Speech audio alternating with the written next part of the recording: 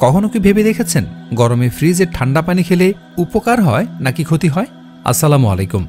গরমের সময় ফ্রিজ থেকে ঠান্ডা পানি বের করে পান করা আমাদের অনেকেরই সাধারণ অভ্যাস। এতে সাময়িকভাবে প্রশান্তি লাগে ঠিকই, কিন্তু তারপর কি হয়? গরমে পর্যাপ্ত পানি পানের বিকল্প নেই, কিন্তু আপনি কি সরাসরি ফ্রিজের পানি খেতে পারবেন? গরমে ফ্রিজের ঠান্ডা পানি খেলে কি হয় চলুন জেনে নেওয়া যাক।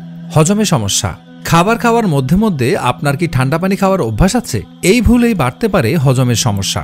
এখানে শেষ নয়, নিয়মিত ঠান্ডা পানি পান করতে থাকলে খাবারে থাকা নানা পুষ্টিগুণ শোষণ করতে পারে না আমাদের শরীর। তাই এই ধরনের সমস্যা থেকে দূরে থাকতে চাইলে আজ থেকে ফ্রিজের ঠান্ডা পানি পানের অভ্যাস বাদ দিয়ে দিতে হবে। তাতে হজম ভালো থাকবে এবং দূরে থাকবেন আরও অনেক সমস্যা থেকে। গলা ব্যথা।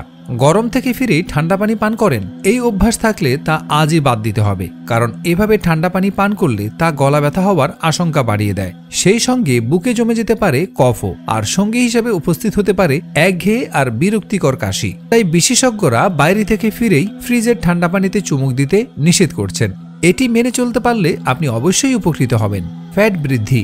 ওজন নিয়ন্ত্রণ করা জরুরি, নয়তো বিভিন্ন অসুখ নিত্যদিনের সঙ্গী হয়ে যেতে পারে আপনার। কিন্তু আপনি যদি নিয়মিত ফ্রিজের ঠান্ডা পানি পান করতে থাকেন তাহলে ফ্যাট কমানো মুশকিল হয়ে যাবে।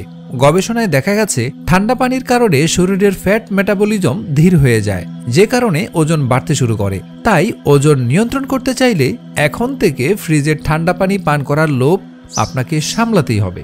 আজ তাহলে এই পর্যন্তই, দেখা হবে পরবর্তী আরেকটি ভিডিওতে। সে পর্যন্ত ভালো থাকুন, সুস্থ থাকুন। আল্লাহ হাফেজ।